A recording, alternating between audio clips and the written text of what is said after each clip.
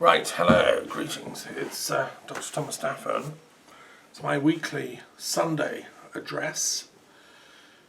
Whether you can call it a sermon or a lecture is up to you. Last Sunday I had my friend from Syria here, Sarah, who has now gone back. She's a refugee living in Germany. Actually in Stuttgart, which is the town where Hegel came from. My philosopher friend, Hegel, studied there as a boy at grammar school. It's where he learned Greek and Latin. And then went on to his academic career. So there is a museum in Stuttgart for Hegel, if anyone wants to go there. And I'm sure my friend Sarah will show you around. She is a remarkable young woman of Syriac origin, Christian background. So unfortunately she's not here this week, but instead we have my atlas or map of the Tree of Life, which I discussed with her in fact. Because in Syria apparently they're not really taught the details of the Kabbalah.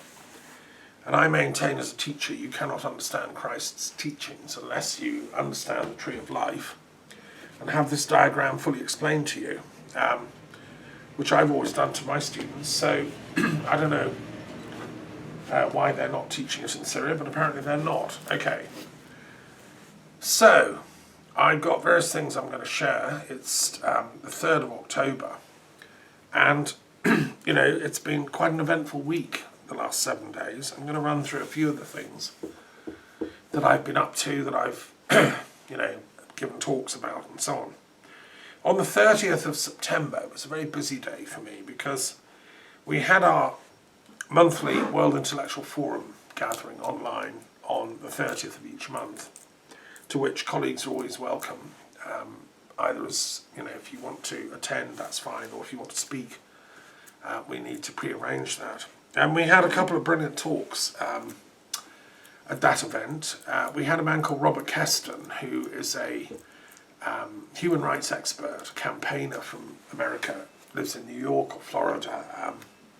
He's been long involved with campaigning so that everyone should know the Universal Declaration of Human Rights, the text. He wants that to be in every school, in every university, people to know it, every citizen on the planet. Because it really is quite an extraordinary document, 31 clauses that guarantee equality of men and women, and human rights, etc. It's a visionary document approved on the 10th of December in 1948 by the General Assembly of the UN. It was canvassed for particularly by Eleanor Roosevelt, who was the wife of the great President Roosevelt. And she was, a fiery personality in her own right. I read her biography a couple of years back, autobiography, fascinating book. And anyway, Robert spoke about all this very movingly, and that talk will be available eventually on my website. And then we had another talk after a long discussion about, are human rights universal? Are they culturally sensitive? He talked about some cases where people had said, no, the Universal Declaration of Human Rights is old hat, it's Western imperialism, etc. But we had a very interesting, frank discussion about that. Then we moved on. We had our second major speaker who spoke from, she's actually Finnish, lives in Finland, but is actually of Indian origin, and someone I'd met at the Rotary conference. The Rotary Association, a worldwide body of people, activists, organise, they're very much campaigning for world peace now. It was founded in Chicago back in the day, in I think 1905, but now it's a worldwide thing. And, there are branches all over India, all over Britain, all over Europe, and it's basically sort of Freemasonry without the oaths of secrecy. It was founded partly by a Freemason. And the idea is to come together and do good works, to help charitable works in your community. And they're active all over the world. And they are now also campaigning for world peace, which is an excellent project. Anyway, my colleague who spoke at that for the World Intellectual Forum joined us from Finland. Her thing is creativity in education and in the wider world. She's been campaigning long for education to realise the importance of creativity in all forms, so that the curriculum should be imbued with a love of creativity in the children and the teachers. And in Finland, apparently you can, it's a very creative approach to education they're following. Finland is now famous among teachers like me for its creative approaches to schooling. And teachers have much more freedom to implement their own expertise, their own pedagogy. And she is actually a religious studies teacher like me, although she's working with younger children. Anyway, her talk was absolutely brilliant, and it will be available as well shortly.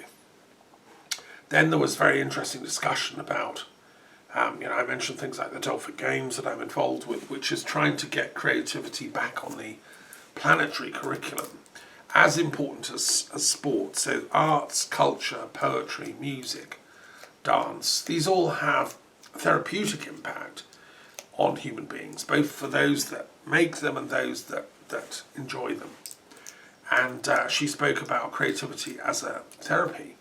So there's music therapy, which is a profoundly important branch of psychology and medicine, really. Going right back to Pythagoras and probably before him to ancient Sumeria and so on. It was discovered that music can heal the soul. Orpheus practiced this. And that's probably what the story of Orpheus and Eurydice is about, I've heard talks by music therapists who use music with the dying to ease their passage, and apparently they have amazing results. People who are fighting and full of hate and hate their families, hate God, dying in agony, play them some really, really profound, deep music, like a Bach cello suite or something, full blast, and take them on a guided meditation, and, they make their peace with God, whatever language they use for that. So that was a profound talk, and then later on that day,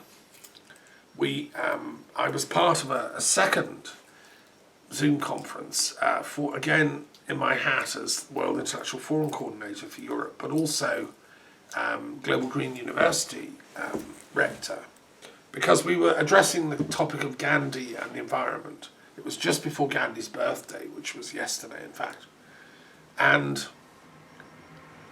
the ambassador to the UN from Costa Rica, who's a very lovely man, Dr. Carrazzo, has written an amazing book called Gandhi and the Environment, talking about, Gandhian approaches to ecology and so on.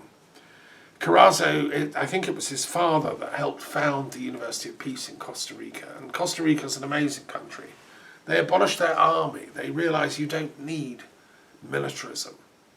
They invested in creating this University of Peace, and he's a very humble man, but very wise and learned. He was, the keynote speaker, the chair of the event. And then other people spoke. My old colleague from Jaipur, Dr. S.L. Gandhi, who I've known for 20 years, we've spoken together at many events. He spoke very movingly about what Gandhi meant to him. And then there were other talks by other people. There was a wonderful young peace activist who's been walking around the world and cycling around the world to promote Gandhian nonviolence.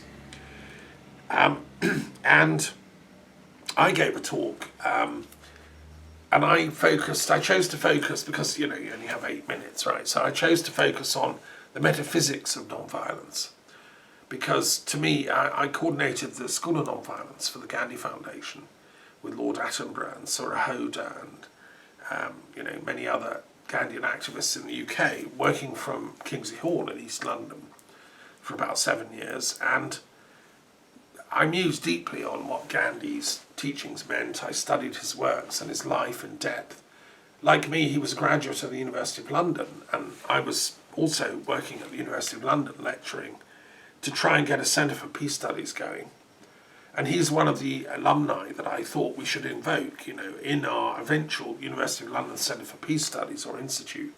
We'll have a hall of fame, and Gandhi's statue will be there because he was a profound impact on world history, and he was a University of London graduate like me. He studied law, and there are many others who we can invoke. Karl Mannheim, Whitehead, many great thinkers have been through the University of London. H.G. Wells was a graduate there, which is why I still want an Institute of Peace Studies in Bloomsbury, thank you very much, as a core part of the University of London, because we deserve it in our capital city.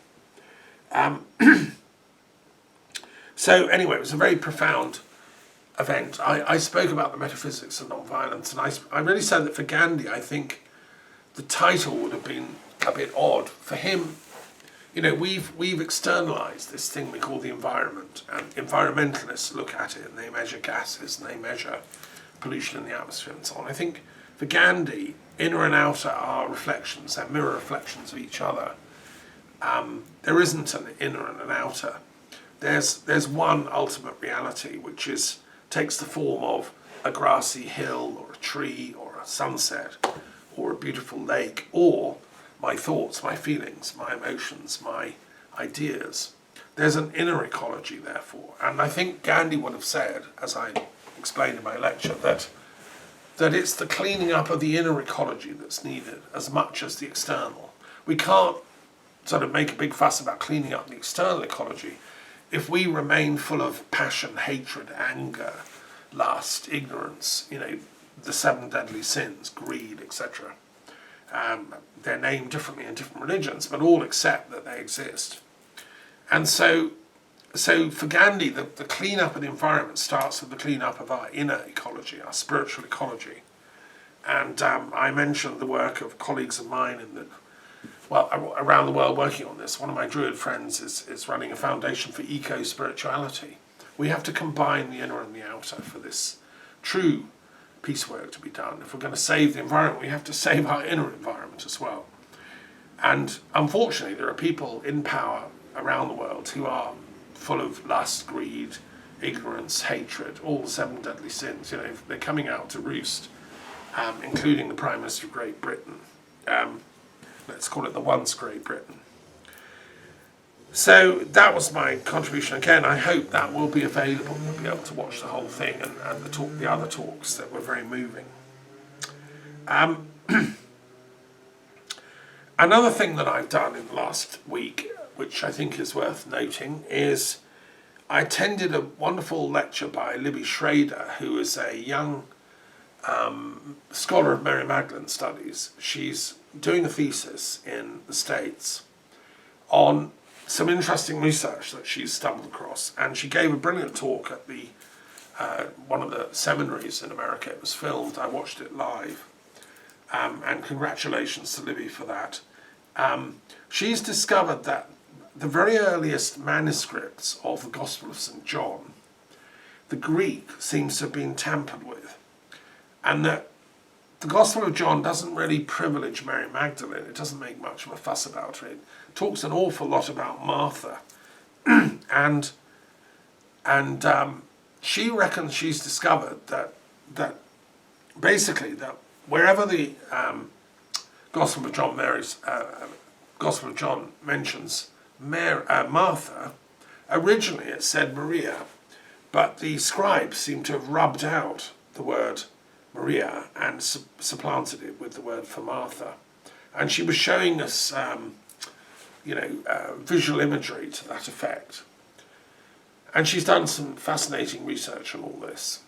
So the implication of this is that the early church, the 3rd, 4th, 5th century copyists who were writing these manuscripts of John were engaged in a deliberate deception to scrub out the role of Mary Magdalene, because she was a rival in the church politics, the structure.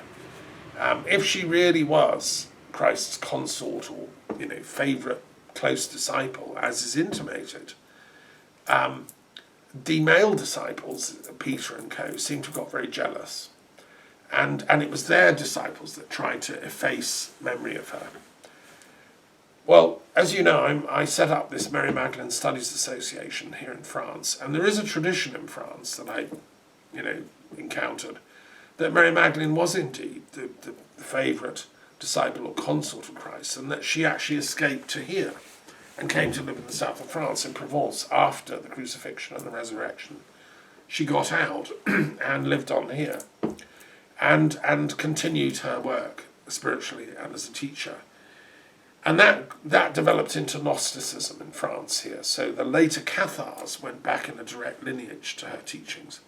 Now that's the story, and Libby mentioned this briefly, although she somewhat teasingly said to her audience, I'm not going to go on too much about the Gnostics. You probably couldn't, you'll get grumpy, because they're mostly like official Orthodox type Christian vicars and things. And you mentioned the word gnosis, and they get uncomfortable. I don't see why that should be. I think that we need now our vicars and our priests and pastors to want to find the truth. I mean, that's the point of scholarship. If you're going to bother with a PhD or academia, you have to look at the real facts. And if what she's uncovering is true, then so be it. Then the grumpy old-fashioned vicars have to just realise that this is what's happening. This is the case.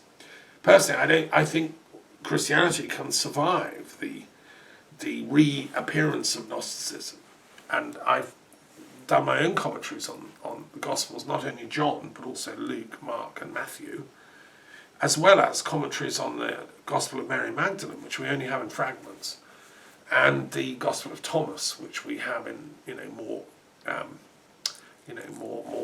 text left. So anyway, Libby is doing some great work. Now, one thing I would just say in parenthesis is that her research on the Gospel of John, it's interesting in parallel to that of Anina van der Meer, the Dutch scholar who was a student of Giles Quispel, one of my favourite experts on Gnosticism, and who spoke at our Mary Magdalene conference this past summer, and who has been doing research based on the work of Jeanne de Quillon, who alleges she's got the original text of the Gospel of John that was handed down in these Gnostic circles that we know as the Cathars, still to this day, and that it was published only within the last 10 or 15 years. Anina has done a detailed study of it and believes it's genuine. She's not seen the original, so of course scholars would get twitchy and say, well, this could be a fake. But Anina reckons there's enough internal evidence that no, this is genuine.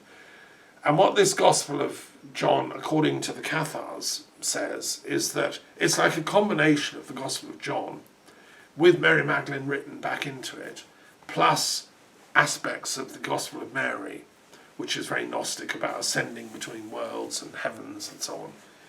It's either a very skillful and brilliant kind of conflation of all that stuff, or it's a genuine text. I suspend judgment. I'm chair of this Mary Magdalene Studies Association. I'm not in a position to say either way.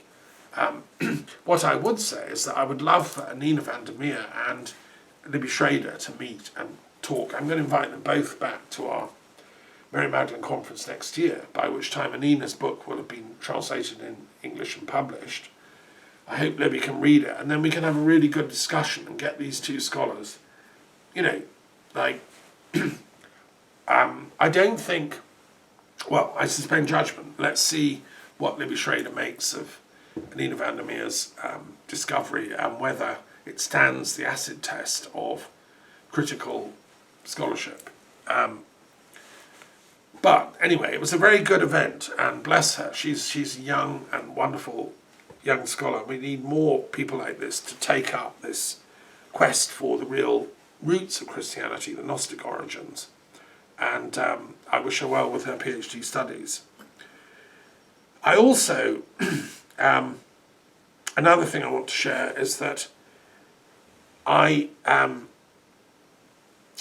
watched a really sobering and worrying documentary in this last week, which was absolutely shocking about the history of the role of the media, and particularly the BBC, in the Scottish independence referendum in 2014.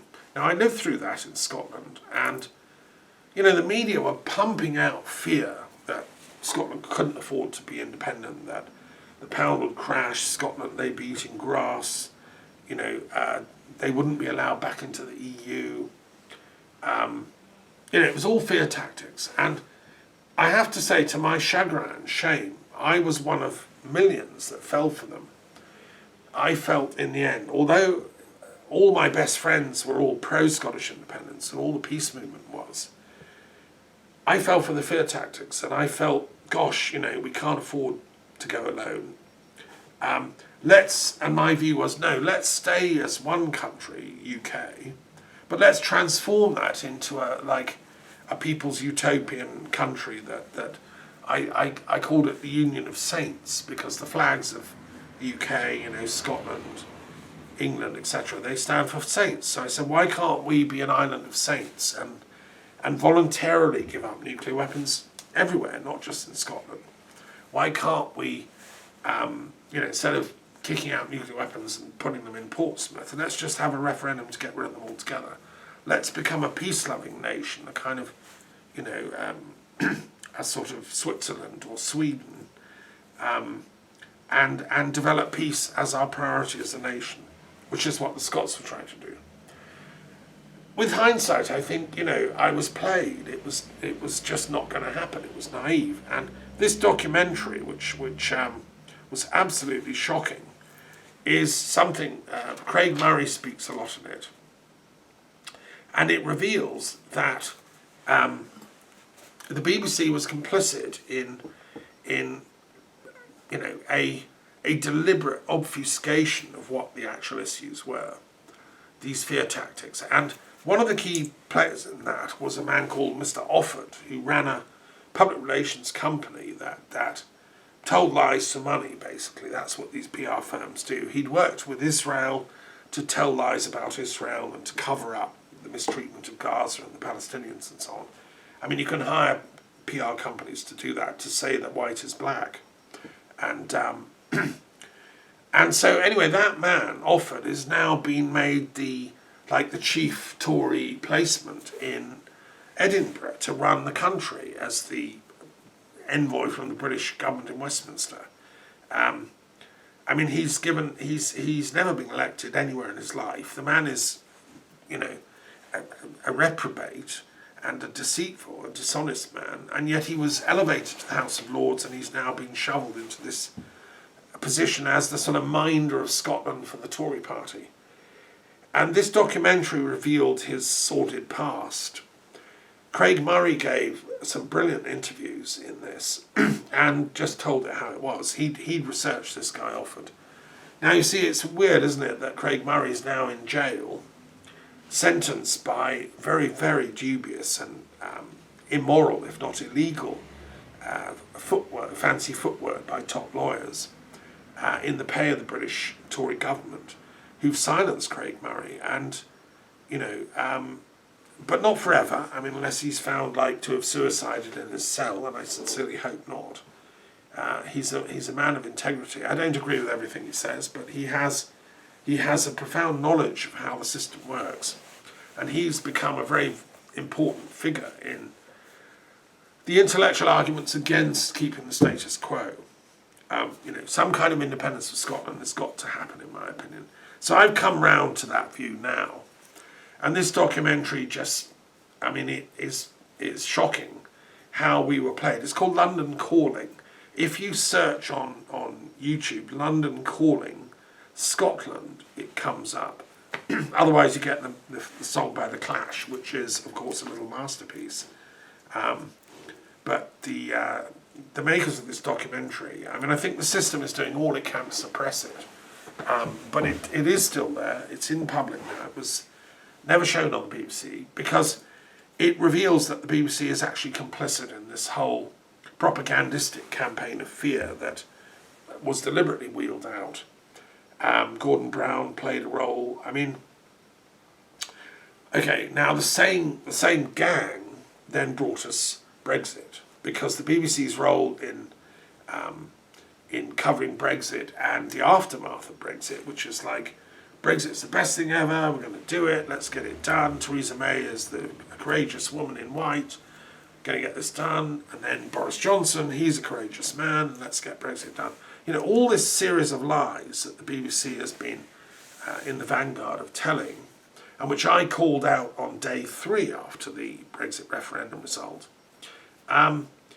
is how we've got to where we've got, you know. So anyway, watch this amazing documentary, London Calling. See it through the eyes of the Scots. I mean, I'm a kind of honorary Scot. I lived there for 7 years. I fell in love there. I love Scotland. It's to die for. It's another country than England. And it has its own lineage, its own traditions. I met some wonderful Scottish people, and my soul will always be partly Scottish after that. And I can't wait for it to get its well-deserved independence now. Because what I've realised, contrary to my naive little thing, let's turn this into the Kingdom of Saints idea, that the English hegemony in Westminster, and it's not even English, it's an internationalist capitalist hegemony. You know, Boris Johnson isn't English. He hasn't got the soul of Britain in his heart. He believes in himself, in egotism, and in the advancement of the reign of capitalism. I mean, if anything, he's American. And the people that have all supported Brexit, none of them have any real clue as to the real nature and culture and identity of the Scots, the Irish, the English and the Welsh, and how we've come together to create this thing called the United Kingdom at great cost and suffering.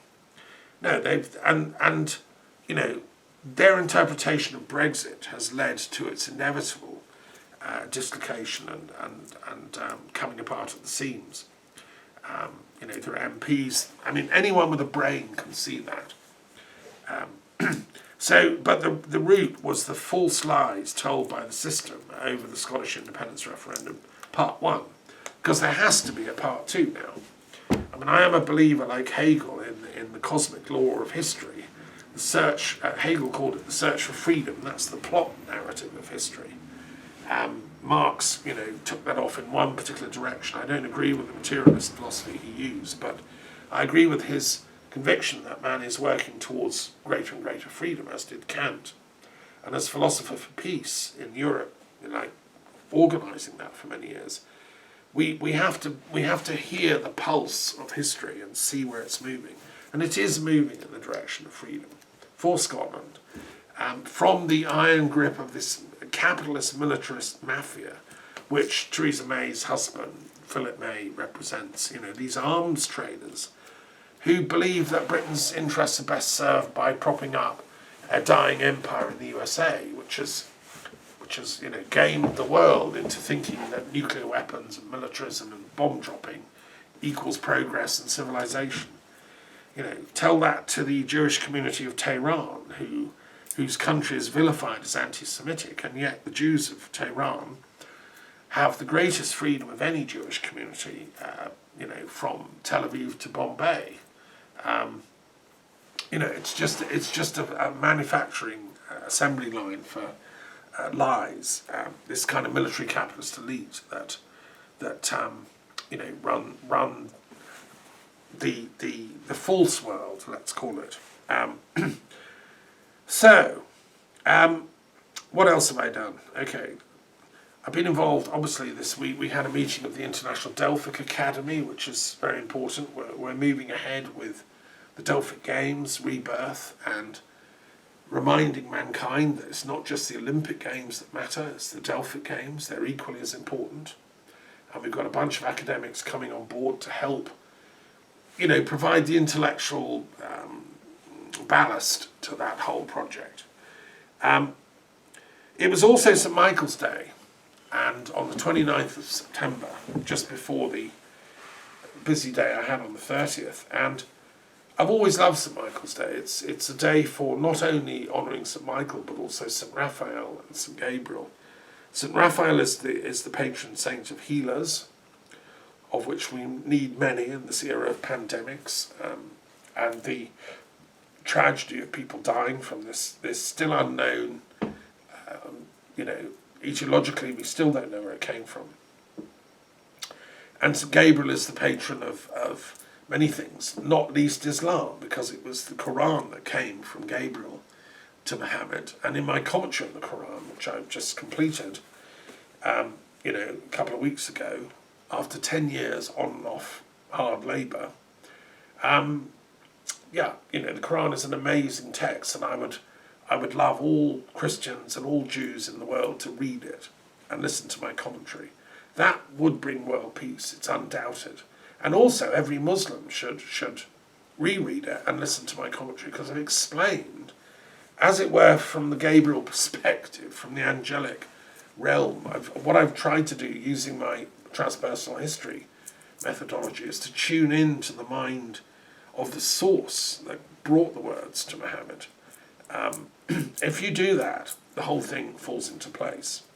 This is a method of doing advanced transpersonal hermeneutics, which we can't afford not to do as a planet.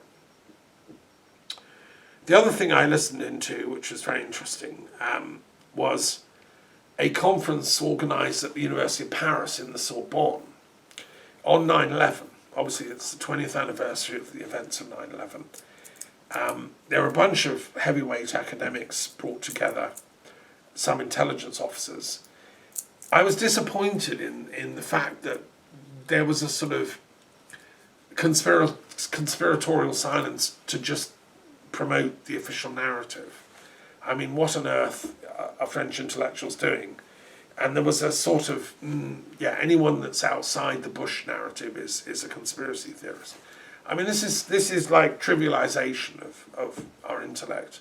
Come on, anyone who's done research in this field, as I've done, and published a book about it on the history of 9/11, the first historical study, knows that the official version, the buildings collapsed due to plane impact, cannot be true. I mean, Richard Gage and his 900 merry band of architects and engineers have proved it. And if you think they haven't, then please write to me and explain why not. Because I've an open mind, I'm an academic, I'll look at the evidence.